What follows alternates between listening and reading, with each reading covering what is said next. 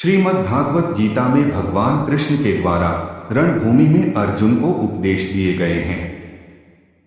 गीता की बातें मनुष्य को सही तरह से जीवन जीने का रास्ता दिखाती हैं। गीता के उपदेश हमें धर्म के मार्ग पर चलते हुए अच्छे कर्म करने की शिक्षा देते हैं। महाभारत में युद्ध भूमि में खड़े अर्जुन और कृष्ण के बीच के संवाद से हर मनुष्य को प्रेरणा लेनी चाहिए।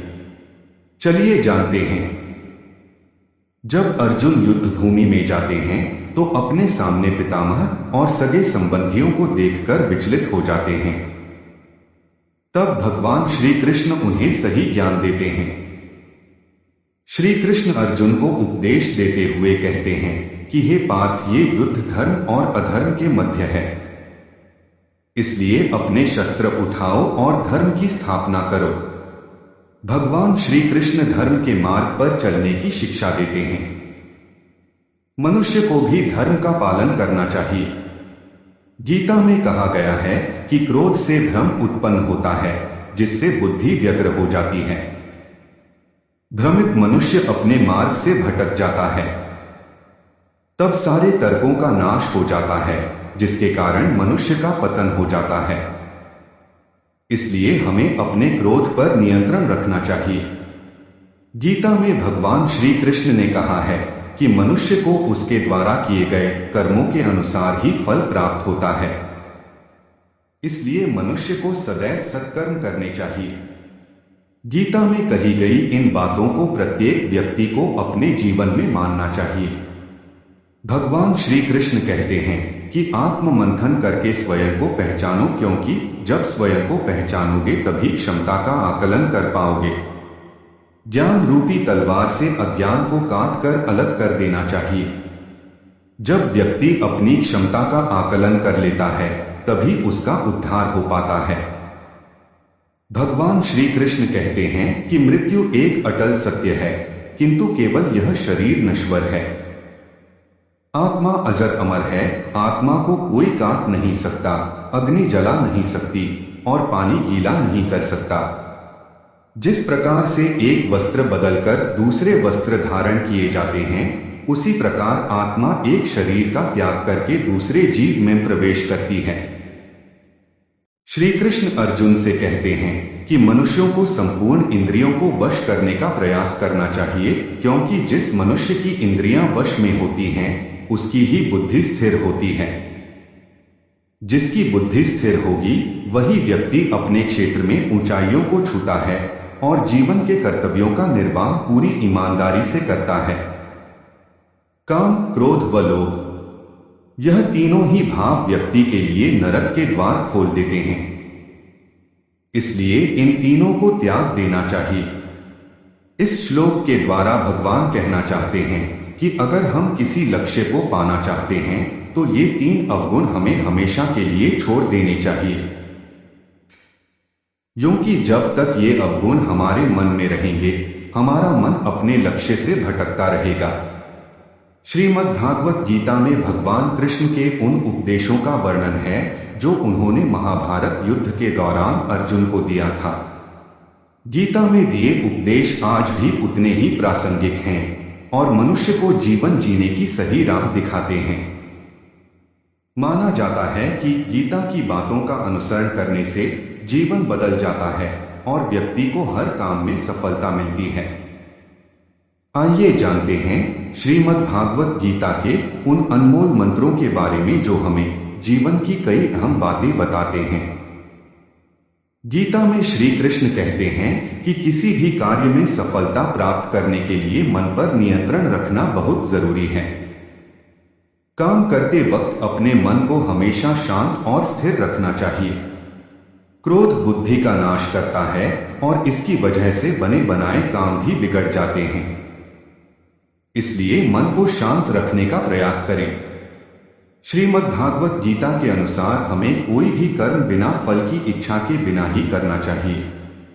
अगर किसी कार्य में सफलता प्राप्त करना चाहते हैं तो सिर्फ और सिर्फ अपने कर्मों पर ही केंद्रित करें। मन में कोई भी अन्य विचार आपको आपके लक्ष्य से भटका सकता है। गीता के अनुसार व्यक्ति को कभी भी अपने कर्मों पर संदेह नहीं करना चाहिए। ऐसा करने से व्यक्ति खुद का सर्वनाश कर बैठता है। इसलिए सफलता प्राप्त करना चाहते हैं तो जो भी कार्य करें उसे पूरे विश्वास के साथ बिना किसी संदेह के पूरा करें। गीता में श्री कृष्ण कहते हैं, मनुष्य को किसी भी वस्तु के प्रति अत्यधिक लगाव नहीं रखना चाहिए। यह लगाव ही मनुष्य के दुख और असफलता का कारण बनता है। अत्यधिक लगाव से व्यक्ति में क्रोध और दुख का भाव उत्पन्न होता है। इसकी वजह से वह अपने कर्म पर केंद्रित नहीं कर पाता है। इसलिए मनुष्य को अत्यधिक लगाव से बचना चाहिए। श्री कृष्ण के अनुसार किसी भी कार्य में सफलता प्राप्त करने के लिए अपने भीतर छिपे डर को खत्म करना चाहिए। यह सीख देते हुए कृष्ण ने अर्जुन को कहा था कि हे अर्जुन, तुम निडर होकर युद्ध करो। अगर युद्ध में तुम मारे गए तो स्वर्ग मिलेगा और अगर जीत गए तो धरती पर राज मिलेगा। इसलिए अपने मन से डर को खत्म कर दो। गीता में लिखा है कि जिस इंसान की सोच और नियत अच्छी होती है, भगवान खुद की उसकी मदद करने के लिए किसी न किसी रूप में जरूर आते हैं। गीता में श्री कृष्ण कहते हैं कि जो मौन को समझ ले वो पूजनीय होता है, फिर चाहे वो मां हो, पत्नी हो, प्रेमी हो या परमेश्वर। श्री कृष्ण का कहना है कि मनुष्य को अपने कर्मों के संभावित परिणामों से प्राप्त होने वाली विजय या पराजय, लाभ या हानि, प्रसन्नता या दुख इत्यादि के बारे में सोचकर चिंता से ग्रसित नहीं होना चाहिए। गीता में लिखा है कि जिस मनुष्य ने कभी विपत्तियां नहीं देखी उसे अपनी ताकत का एहसास कभी नहीं होगा। विपत्तियां हर मनुष्य को अंदर से मजबूत बनाती हैं। प्रशंसा चाहे कितनी भी करो, परंतु अपमान बहुत सोच समझकर करना चाहिए, क्योंकि अपमान वो उधार है जो अवसर मिलने पर हर व्यक्ति ब्याज के साथ चुकाता है। गीता में श्री कृष्ण कहते हैं कि अहंकार ही हर मनुष्य का विनाश करता है। अहंकार में आकर व्यक्ति अक्सर ही गलत कार्य कर बैठता है, जिसके बुरे परिणाम उसे आगे चलकर भुगतने पड़ते हैं। गीता के अनुसार मनुष्य को अपने दिमाग पर पूरा नियंत्रण रखना चाहिए। यदि हम इसे नियंत्रित नहीं करते हैं तो हमारा अपना दिमाग एक दुश्मन की तरह काम करता है।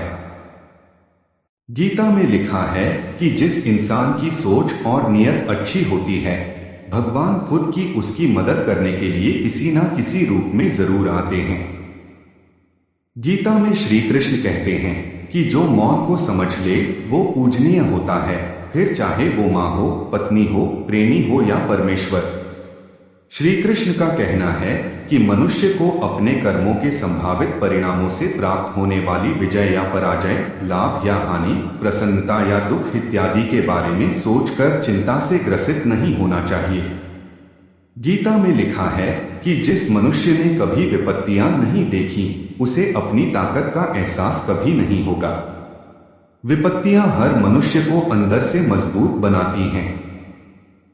प्रशंसा चाहे कितनी भी करो, परंतु अपमान बहुत सोच समझकर करना चाहिए, क्योंकि अपमान वो उधार है जो अवसर मिलने पर हर व्यक्ति ब्याज के साथ चुकाता है।